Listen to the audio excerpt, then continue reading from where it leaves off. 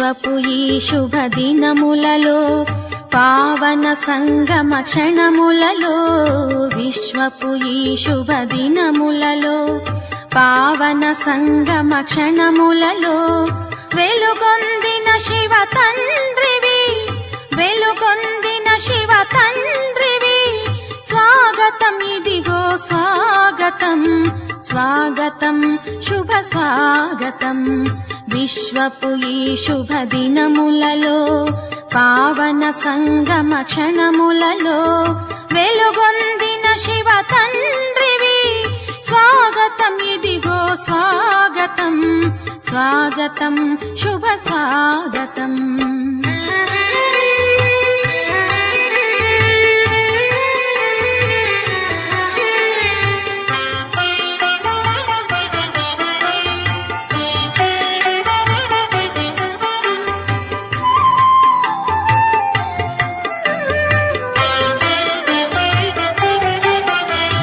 జ్ఞాన ఆనంద ప్రేమ సాగరా చైతన్య జ్యోతిర్బిందు స్వరూపా జ్ఞాన ఆనంద ప్రేమ సాగరా చైతన్య జ్యోతిర్బిందు స్వరూపా శ్రేష్ఠ కర్మముల భాగ్య ప్రదాత శ్రేష్ఠ కర్మముల భాగ్య ప్రదాత స్వాగతం ఇదిగో స్వాగతం స్వాగతం శుభ స్వాగతం విశ్వపు ఈ శుభ దినములలో పావన సంగమ క్షణములలో విశ్వపు ఈ శుభ దినములలో పావన సంగమ క్షణములలో వెలుగొందిన శివ తండ్రివి స్వాగతం ఇదిగో స్వాగతం స్వాగతం శుభ స్వాగతం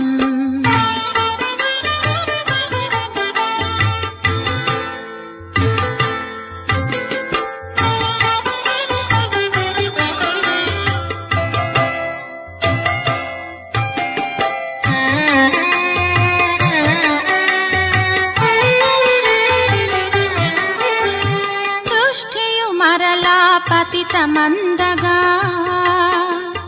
తామస గుణమున వికారమందగా సృష్టియు మరలా పతితమందగా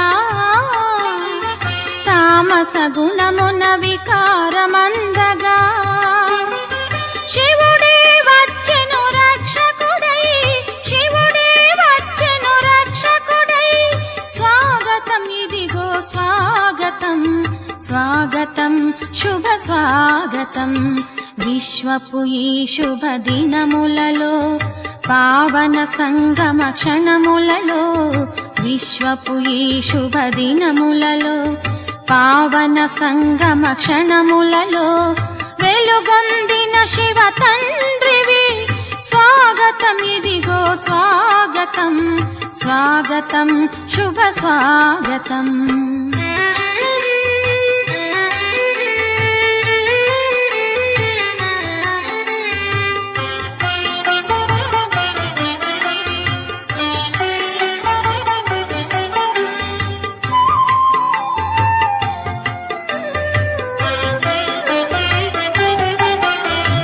పలికించితివి మన్మనాభవ మంత్రం సుఖశాంతులకు ఇది ఏ తంత్రం పలికించితివి మన్మనాభవ మంత్రం సుఖశాంతులకు ఇది ఏ తంత్రం గీతా జ్ఞానమే నవ సృష్టికి యంత్రం శివ గీత జ్ఞాన నవ సృష్టికి యంత్రం స్వాగతం ఇదిగో స్వాగతం స్వాగతం శుభ స్వాగతం విశ్వపు ఈ శుభ దినములలో పావన సంగమ క్షణములలో విశ్వపు ఈ శుభ దినములలో పావన సంగమ క్షణములలో వెలుగొందిన శివ తండ్రివి వెలుగొందిన శివ తండ్రివి స్వాగతం ఇదిగో స్వాగతం స్వాగతం శుభ స్వాగతం స్వాగతం ఇదిగో స్వాగతం స్వాగతం శుభ స్వాగతం స్వాగతం శుభ స్వాగతం స్వాగతం శుభ స్వాగతం.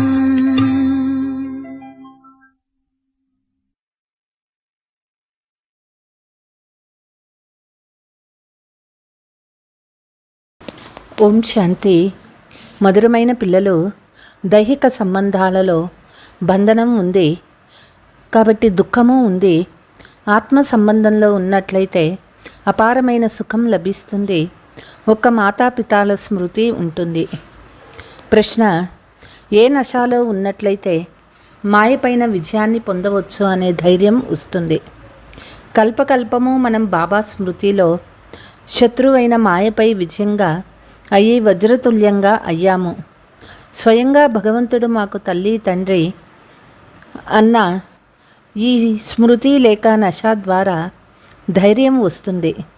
ధైర్యాన్ని ఉంచే పిల్లలు తప్పకుండా విజయులుగా అవుతారు మరియు సదా ఈశ్వరీయ సేవలోనే తత్పరులై ఉంటారు. గీత్: నిన్ను పిలవాలని నా మనస్సు ఎప్పుడూ కోరుకుంటూ ఉంటుంది.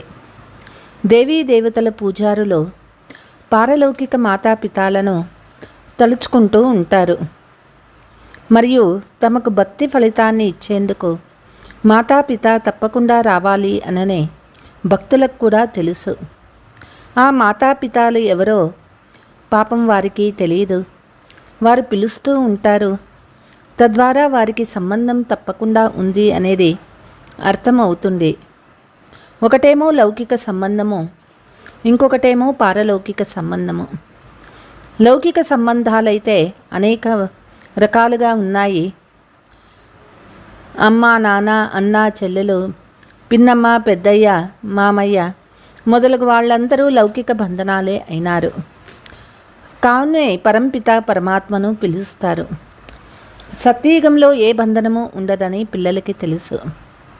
మనం ఇప్పుడు బంధనంలో ఉన్నాము, సంబంధంలోకి రావాలనుకుంటున్నాము అని తండ్రిని పిలుస్తారు.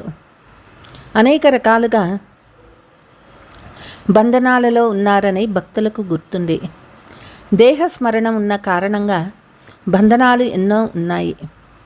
ఆత్మీక సంబంధంలో ఒక్క మాతాపితాలే గుర్తుంటారు. లౌకిక మరియు పారలౌకికాలను స్మృతి చేయటంలో రాత్రికి పగలకి ఉన్న తేడా ఉంది. అది దైహిక బంధనము, ఇది ఆత్మీక సంబంధము. దైహిక బంధనంలో సత్యయుగంలో కూడా ఉంటారు, కానీ దానిని అక్కడ దుఃఖ సంబంధము అని అనరు. ఇక్కడ దుఃఖ బంధనము అని అంటారు. వీటిని సంబంధాలు అని అనరు. ఈ విషయాలను గూర్చి ఇంతకుముందు తెలియదు, ఇప్పుడు అర్థం చేసుకున్నారు. హే మాతాపిత మీరు రండి అని తప్పకుండా పిలిచేవారు. బాబా అందరికీ తప్పనిసరిగా సుఖమే ఇస్తారు. తండ్రి ఏం సుఖం ఇస్తారో ఎవరికీ తెలియదు. తండ్రితో సంబంధము ఉంది, వారి ద్వారా సదా సుఖము లభిస్తుంది. సుఖాన్ని సంబంధము అని, దుఃఖాన్ని బంధనము అని అంటారు. కాబట్టి ఇటువంటి మధురాతి మధురమైన విషయాలను వినిపించమని పిల్లలు అంటారు. మాతాపితాలను పిలుస్తారు. వారు ఇండైరెక్ట్గా పిలుస్తారు, మీరు డైరెక్ట్గా పిలుస్తారు. వారు కూడా హే పరంపిత పరమాత్మ అని తలుచుకుంటారు. తండ్రి ఉన్నప్పుడు మరి తప్పకుండా తల్లి కూడా ఉండాలి కదా, లేకపోతే తండ్రి ఎలా రచిస్తారు? శ్రీబాబాకు పిల్లలు ఉత్తరం ఎలా వ్రాస్తారో వారు అలా చదవలేరు. శ్రీబాబా అయితే ఇక్కడ కూర్చున్నారు కావన్నే శ్రీబాబా కేర్ ఆఫ్ బ్రహ్మ అని వ్రాస్తారు. శ్రీబాబా తప్పకుండా ఏదో ఒక శరీరాన్ని ధారణ చేస్తారు కదా. ఆత్మ మరియు పరమాత్మ ఎంతో కాలం దూరంగా ఉన్నారు అని కూడా గానం చేస్తారు. వారినే సద్గురువు అని అంటారు. తాను సర్వుల సద్గతి దాత. వారొచ్చి ఈ శరీరంలో ప్రవేశిస్తారు. మరలా కూర్చొని ఇతడికి 84 జన్మల రహస్యాన్ని తెలియచేస్తారు. బ్రహ్మరాత్రి బ్రహ్మ పగలు గాయనం చేయబడ్డాయి. మొట్టమొదట రచయిత అయిన పరంపిత పరమాత్మ ఉన్నారు. వారు బ్రహ్మ విష్ణు శంకర్లకు రచిస్తారు. బ్రహ్మరాత్రిని మళ్ళీ బ్రహ్మ పగలను తయారు చేసేందుకు పరంపిత పరమాత్మ తప్పకుండా వస్తారు. ప్రజాపిత బ్రహ్మ పగలు ప్రజాపిత బ్రహ్మ కుమారి కుమారుల పగలుగా అవుతుంది. సత్య త్రేతాయుగాలను పగలు అంటారు. ద్వాపర కలియుగాలను రాత్రి అంటారు. బాబా నుండి స్వర్గ వారసత్వాన్ని తీసుకునేందుకే ఇప్పుడు పిల్లలు వచ్చారు. నీవే తల్లివి తండ్రివి అని వారిని గానం చేస్తారు. శకుని రూపంతో సాధారణ రూపంలో వచ్చి రంజింపచేస్తారు. ముఖ్యమైనటువంటివి 3 సంబంధాలు: తండ్రి, టీచర్, సద్గురు. ఈ సంబంధాల వల్లే లాభం ఉంటుంది. మిగిలిన పినతండ్రి, మామయ్య మొదలైన సంబంధాలు లేవు. కాబట్టి సంపూర్ణమైన తండ్రి తానే వచ్చి పిల్లలను సంపూర్ణంగా తయారు చేస్తారు. 16 కళ సంపూర్ణులుగా మీరు తయారవుతూ ఉన్నారు. మీరు అనుభవజ్ఞులు. ఇతరులు ఎలా తెలుసుకోగలుగుతారు? వారు ఎప్పటి వరకైతే పిల్లలైన మీ సాంగత్యంలోకి రారో అప్పటి వరకు ఎట్లా అర్థం చేసుకోగలుగుతారు? భక్తి మార్గంలో కూడా బంధనం ఉందని మీకు తెలుసు. ఎప్పుడైతే రావణ రూపి పంచవికారాలు బంధనంలో ఉంటారో అప్పుడే స్మృతి చేస్తారు. తండ్రి పేరు ముక్తి ప్రదాత. ఆంగ్ల పదం చాలా బాగుంది, లిబరేటర్ అంటారు. వారు ముక్తుల్ని చేస్తారు. మనుషులను ముక్తులను చేయటం జరుగుతుంది. దుఃఖాల నుండి, మాయా బంధనం నుండి విముక్తుల్ని చేసేందుకు వారు వస్తారు. తాను మార్గదర్శకుడు కూడా. దోమల గుంపులా అందరినీ తిరిగి తీసుకువెళ్తారు. గీతలో కూడా ఉంది. తప్పకుండా వినాశనం కూడా జరుగుతుంది. బ్రహ్మ ద్వారా స్థాపన, శంకరం ద్వారా వినాశము చేయిస్తారని గాయనము ఉన్నది. ఎవరైతే స్థాపన చేస్తారో వారి ద్వారానే పాలన కూడా జరుగుతుంది. ఇప్పుడు మీరు నెంబర్ వారుగా పురుషార్థానుసారంగా తయారవుతూ ఉన్నారు. దేహ బంధనాలను బుద్ధి ద్వారా తెంచేయాలి. సన్యాసులైతే ఇల్లు వాకిలి వదిలి వెళ్ళిపోతారు. మీరు గృహస్థ జీవనంలో ఉంటూ రాజయోగాన్ని నేర్చుకుంటారు. జనకుని ఉదాహరణ కూడా ఉంది. అతను వెళ్ళి మళ్ళీ అనుజనకునిగా అయ్యారు. జనకుని వలె మేము రాజధానిలో ఉంటూ జ్ఞానాన్ని చేయబడతాము అని చాలామంది పిల్లలు అంటారు. తమ ఇంటికి ప్రతి ఒక్కరూ రాజులే కదా. యజమానన్ రాజు అని అంటారు. తండ్రి ఉంటారు, అతనికి భార్య పిల్లలు మొదలైన వాళ్ళు ఉంటారు. అది హద్దు రచన అవుతుంది. రచనను రచిస్తారు. వారి పాలన కూడా చేస్తారు. సంహారం అయితే చేయలేరు. ఎందుకంటే సృష్టి వృద్ధి అవుతూ ఉంటుంది కదా. అందరూ జన్మను ఇస్తానే ఉంటారు. కేవలం అనంతమైన తండ్రి మాత్రమే వస్తారు. వారొచ్చి కొత్త రచనను రచిస్తారు మరియు పాత దానిని వినాశనం చేయిస్తారు. కొత్త సృష్టి స్థాపన మరియు పాత సృష్టి వినాశనాన్ని బ్రహ్మ విష్ణు శంకర్ల రచయిత అయిన పరంపిత పరమాత్మనే చేస్తారు. ఈ విషయాలను పిల్లలు మీరు బాగా అర్థం చేసుకుంటున్నారు. ఈ విషయాలు చాలా సహజమైనది. దీనినే సహజ యోగము లేక స్మృతి అన్న పేరు పెట్టడం జరుగుతుంది. భారతదేశం జ్ఞానము లేక యోగము ఎంత ప్రసిద్ధి అయింది. బాబా పిల్లలు మనకి దైవీ మతాన్ని ఇస్తూ ఉన్నారు. దీని ద్వారా మీరు ఎప్పుడూ హర్షితంగా ఉంటారు. మాతాపితాల ద్వారానే కొత్త సృష్టి రచన జరుగుతుంది. తమకు ఖుదానే జన్మనిచ్చారని అందరికీ తెలుసు. ఖుదా వచ్చి ఏ విధంగా కొత్త సృష్టిని రచిస్తారో ఇప్పుడు మీరు అర్థం చేసుకున్నారు. కొత్త సృష్టిని అడాప్ట్ చేసుకుంటారు. వారు తప్పకుండా మాతాపితాలే. స్వయంగా ఆ తండ్రియే మళ్ళీ ఇతరి ద్వారా దత్తత తీసుకుంటున్నారు. కాబట్టి పెద్ద తల్లి అవుతారు. మళ్ళీ మొదటి నెంబర్లో సరస్వతి దత్తత తీసుకున్నారు. శివబాబా బ్రహ్మ శరీరంలో ప్రవేశించారు కదా. మమ్మ దత్తత తీసుకోబడింది. మీకైతే మాతాపిత ఉన్నారు, కానీ బాబాకైతే తానే పతి మరియు తండ్రి కూడా. నాలోనే ప్రవేశించి నన్ను తన భార్యగా చేసుకుంటున్నాను. కొడుకు కూడా చేసుకున్నారు. ఇవి చాలా రమణీయమైన విషయాలు. ఇవి సన్ముఖంలో వినవలసి ఉంటుంది. మీలో కూడా నెంబర్ వారుగా అర్థం చేసుకుంటూ ఉన్నారు. అందరూ అర్థం చేసుకున్నట్లయితే మళ్ళీ అర్థం చేయించాలి కదా. అర్థం చేయించలేకపోవడం అంటే అర్థం చేసుకోనట్లే. జడమైన బీజం నుండి వృక్షం ఎలా జన్మిస్తుంది అది ఎవరైనా వెంటనే చెప్పగలరు.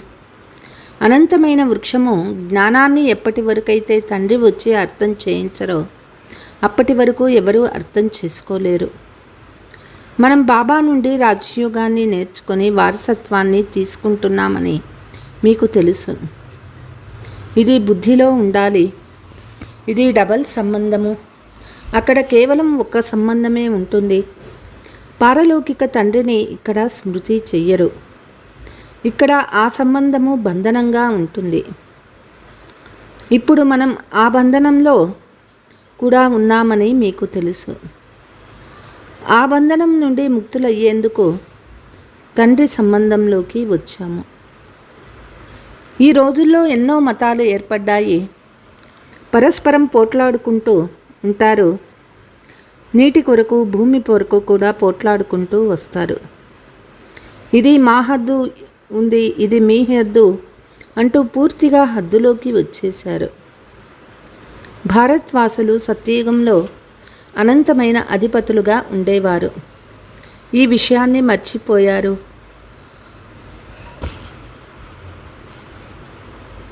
మరిచిపోవటం కూడా తప్పనిసరే.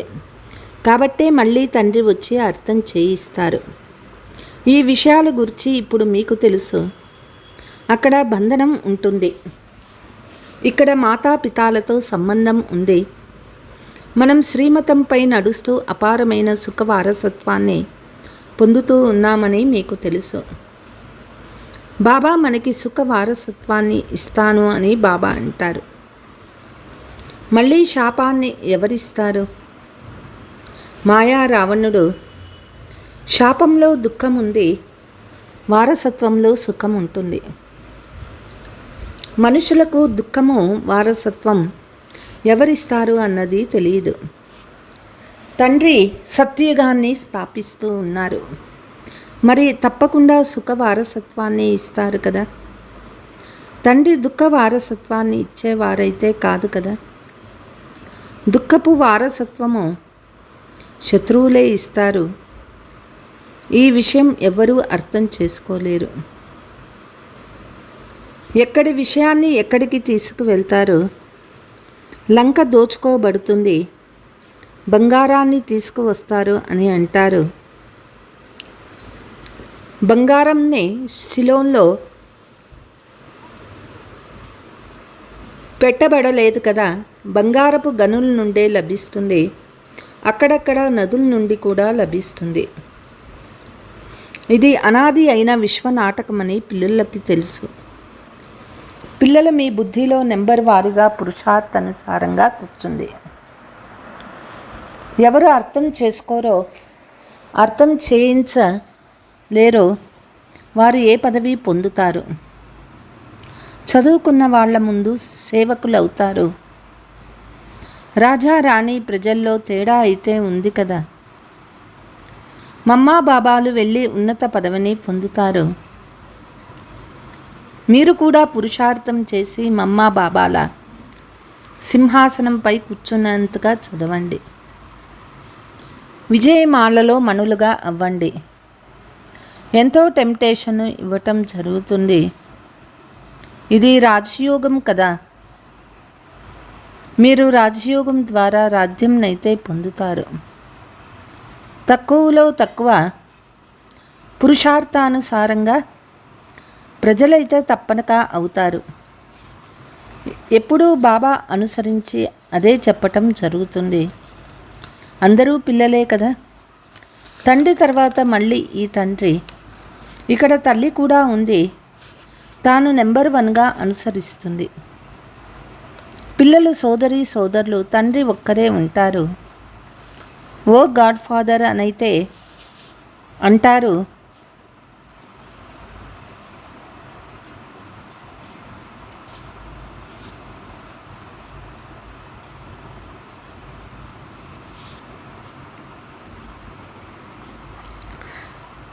వారికైతే తండ్రి తాత సోదరి సోదరులు ఎందరో ఉంటారు.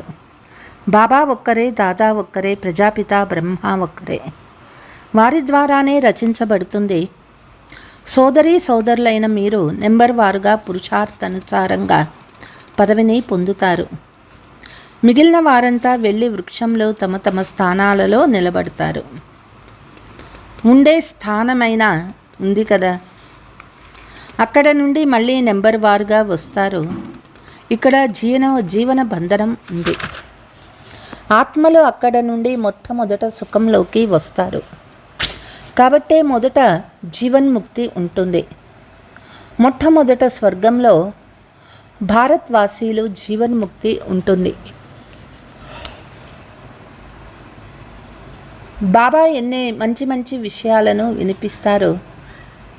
ఒక్క సర్వోత్తమ టీచర్ తప్ప ఇంకా నాకు వేరే ఎవ్వరూ లేరు, నాకు శివబాబా తప్ప ఎవ్వరూ లేరు అని కన్యలు అంటారు.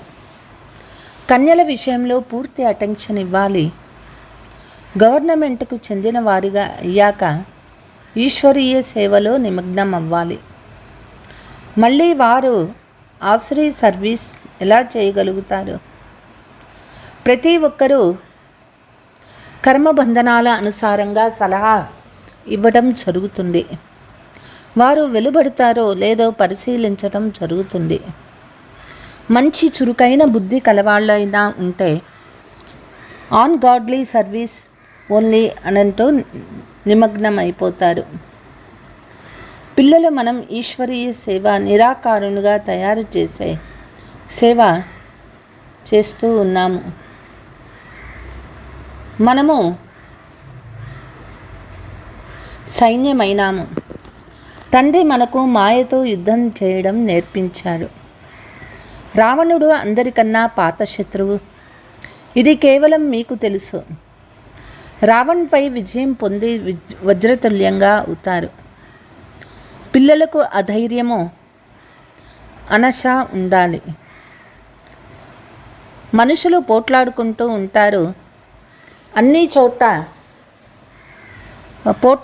పోట్లాటలు ఉన్నాయి. మనకు ఎవ్వరితోనూ గొడవ లేదు. తండ్రి స్మృతి చేసినట్లయితే వికర్మలు వినాశమవుతాయి. మాయా యుద్ధం జరగదు అని బాబా అంటారు. మళ్ళీ వారసత్వాన్ని స్మృతి చేయండి. ఇది కూడా ఎవరికైనా అర్థం చేయించాలి. బాబా పరిచయాన్ని ఇచ్చి వారితో బుద్ధి యోగాన్ని చేయాలి. వాళ్ళే మనకి మాతా పిత శివబాబా తండ్రి. కావున మీ తల్లి ఎవరో చెప్పండి అని కూడా ఇది కూడా ఎంతో గుహ్యమైన విషయాలు. ఆత్మకు తండ్రి ఎవరు అని మీరు అడుగుతారు. వారు పరమాత్మ అని వ్రాస్తారు. అచ్చా, మరి తల్లి ఎక్కడ ఉంది? తల్లి లేకుండా పిల్లలు ఎట్లా రచిస్తారు? ఇప్పుడు మళ్ళీ జగదాంబ వైపుకి వెళ్తారు. జగదాంబను ఎవరు రచించినారు? ఇది కూడా ఎవరికీ తెలియదు. సరస్వతి బ్రహ్మ కూతురని మీకు తెలుసు. తాను కూడా ముఖ వంశావళియే కదా. రచయిత ఒక్క తండ్రియే. अच्छा, मीठे मीठे सिकीलते बच्चों प्रति मात पिता दादा का याद प्यार और गुड मॉर्निंग। रूहानी बाप की रूहानी बच्चों को नमस्ते। हम रूहानी बच्चों की रूहानी मात पिता बाप दादा को याद प्यार गुड మార్నింగ్ డబల్ నమస్తే. నాకు ఒక్క సర్వోత్తముడైన శిక్షకుడు తప్ప ఇంకెవ్వరూ లేరు. ఈ ఒక్క నిశ్చయంతో మాతాపితాల సమానంగా చదువును చదువుకోవాలి, పురుషార్థంలో కూడా పూర్తిగా వారసులవ్వాలి. దేహ బంధనాలను బుద్ధి ద్వారా తెంచాలి, దైవీ మతంపై నడుస్తూ సదా హర్షితంగా ఉండాలి, ఈశ్వరీయ సేవ చేయాలి. వరదానము: పక్కకు తప్పుకునేందుకు బదులుగా స్వయాన్ని అడ్జస్ట్ చేసుకునే సహనశీలత అవతార భవ. చాలామంది పిల్లలలో సహనశక్తిలో లోపం ఉంటుంది.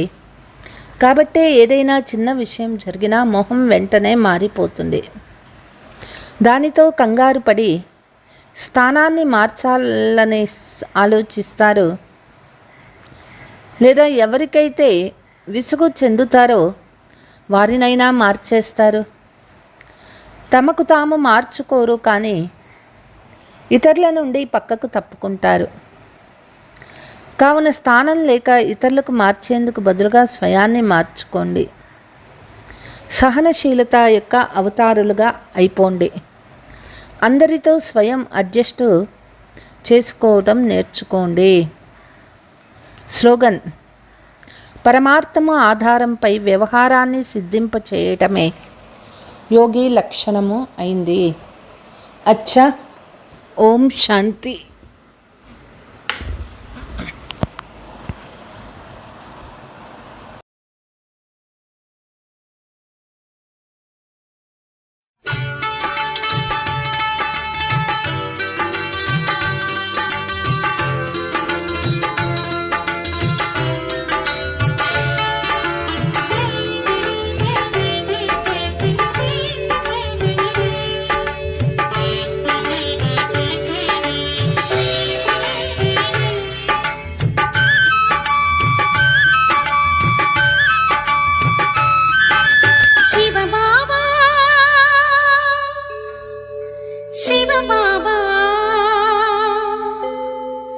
శివబాబా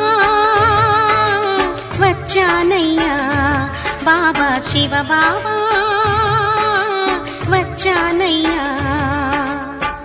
నిన్ను చూడతలచి నేను, నిన్ను చూడతలచి నేను నీ దరికి చేరితినయ్యా. శివబాబా శివబాబా శివబాబా వచ్చానయ్యా, బాబా శివబాబా వచ్చానయ్యా.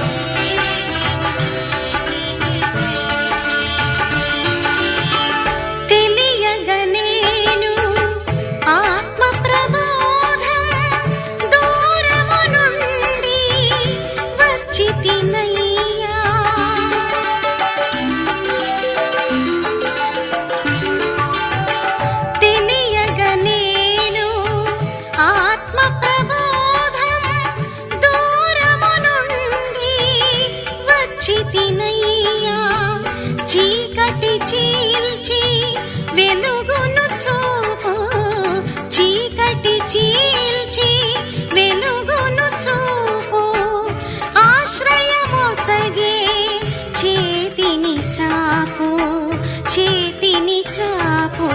శివబాబా శివబాబా శివబాబా వచ్చానయ్యా, బాబా శివబాబా వచ్చానయ్యా.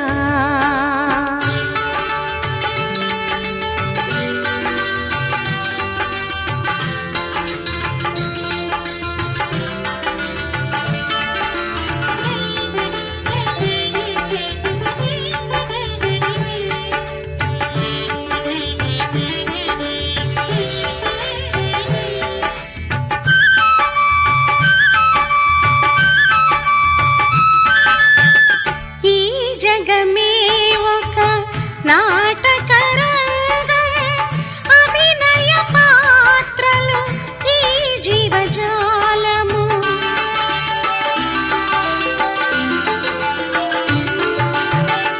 ఈ జగమే ఒక నాటకరంగం అభినయ పాత్రలు ఈ జీవజాలము నేను నాది నా వారనడి నేను నాది నా వారనడి భేదము పాపిడి తండ్రివి నీవు తండ్రివి నీవు శివబాబా శివబాబా శివబాబా వచ్చానయ్యా బాబా శివబాబా వచ్చానయ్యా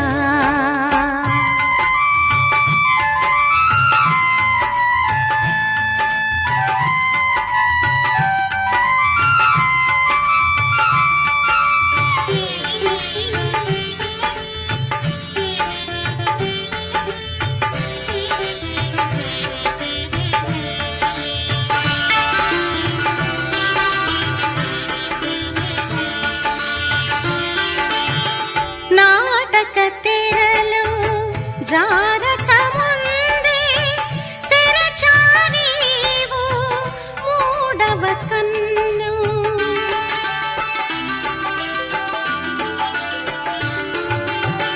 నాటక తెరలు జారక ముందే తెరచా నీవు మూడవ కన్ను మునుగితి నేను ధ్యానములోన మునుగితి నేను ధ్యానములోన నింపుము మదిలో జ్ఞానపు నిధిని జ్ఞానపు నిధిని శివబాబా శివబాబా శివబాబా వచ్చానయ్యా బాబా శివబాబా వచ్చానయ్యా నిన్ను చూడతలచి నేను నిన్ను చూడతలచి నేను నీ దరికి చేరితినయ్యా శివబాబా శివబాబా శివబాబా వచ్చానయ్యా బాబా శివబాబా వచ్చానయ్యా